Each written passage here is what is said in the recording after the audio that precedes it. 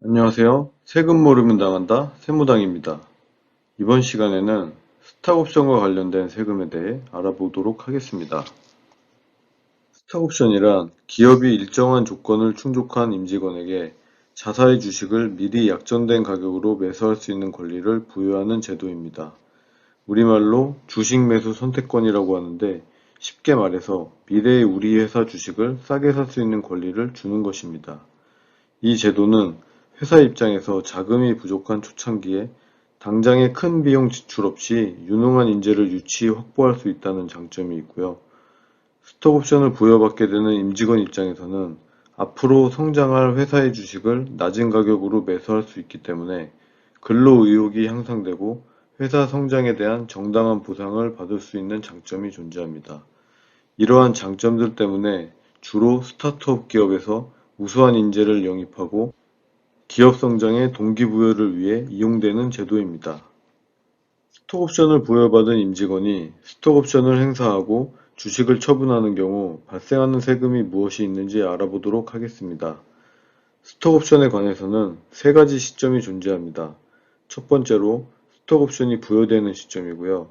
계약에 의해 스톡옵션을 부여한 날을 의미하며 이 시점에서 스톡옵션을 부여받은 임직원에 대해 과세에 대한 이슈는 없습니다.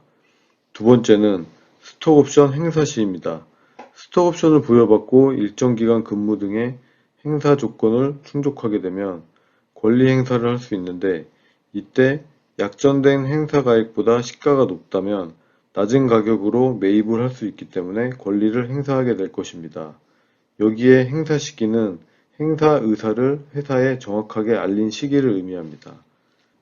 이 경우 이제 주식의 시가와 매입가의 차이로 발생한 이익에 대해서 과세를 하게 되고 원칙적으로는 근로소득으로 과세를 하게 되겠지만 만약 퇴직 후에 행사를 하는 것이라면 기타 소득으로 과세가 됩니다. 그리고 세 번째는 행사 후 주식을 보유하다가 그 주식을 양도하는 시점입니다. 양도 시에는 비상장 주식인지 상장 주식인지에 따라 양도소득세가 다르게 나타나게 됩니다. 그럼 사례를 들어 설명드리겠습니다. 예를 들어 직원이 행사 가격 5,000원에 만주를 매입할 수 있는 권리를 근무기간 2년을 충족한 후 1년 동안 행사할 수 있도록 부여받았다고 가정해 보겠습니다. 직원은 열심히 일을 하다 보니 2년이 지났고 스톡옵션을 행사할 수 있게 되었습니다.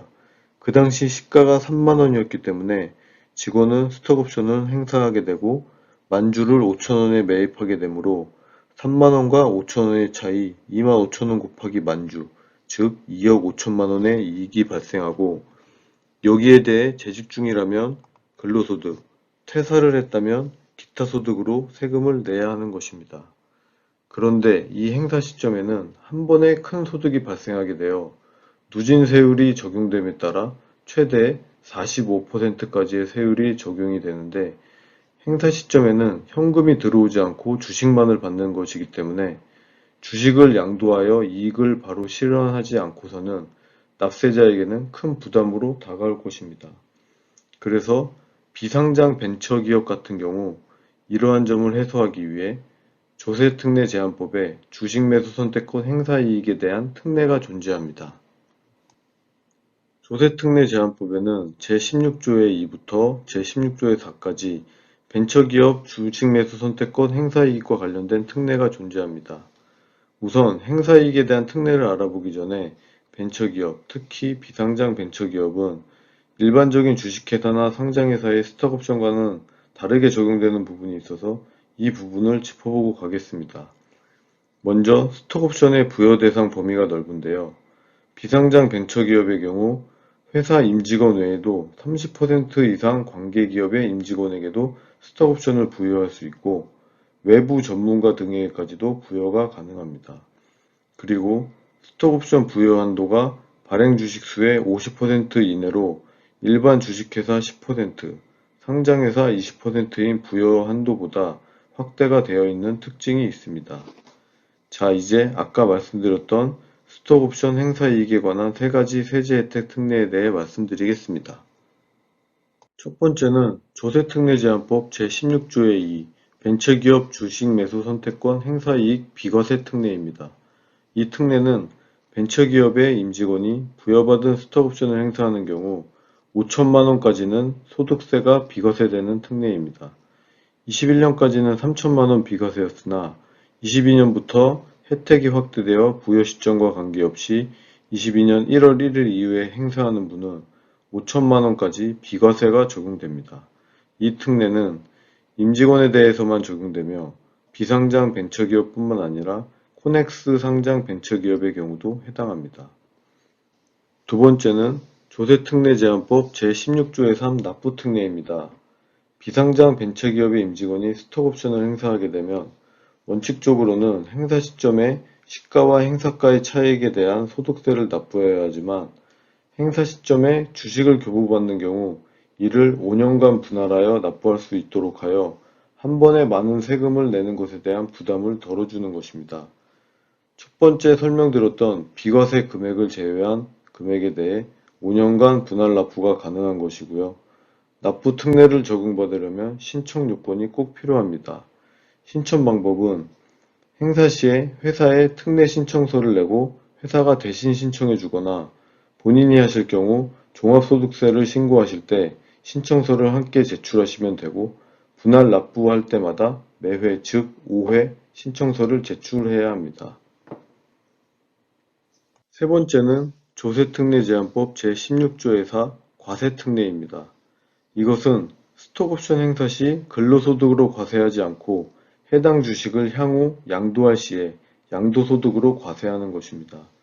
이 특례의 적용 조건은 비상장 벤처기업에 적격 스톡옵션을 행사하여야 하고 과세특례 신청을 해야 한다는 것입니다.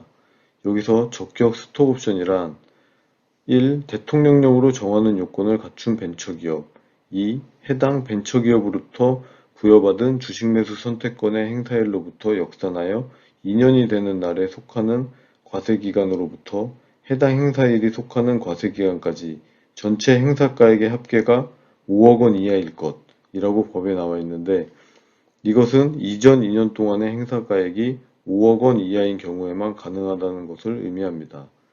해당 과세 특례를 받으려면 우선 신청을 하여야 하고 행사 후에 주식을 특례 계좌에 입고하여 최소 1년을 보유하여야 하며 그 전에 주식을 처분하게 되면 근로소득으로 과세가 됩니다.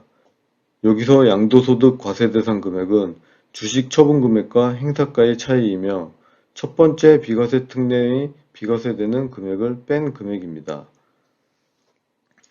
근로소득세로 납부 시 누진세가 적용되면 세율이 크게 증가하는 경우에는 분할납부 특례보다는 양도소득세로 과세되는 과세특례가 더 효과적인 특례라고 볼 수 있습니다.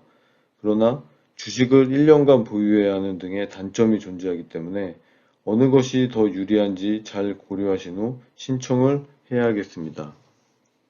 이상 벤처기업의 스톡옵션에 대해 알아보았습니다. 세금 모르면 당한다 세무당이었습니다.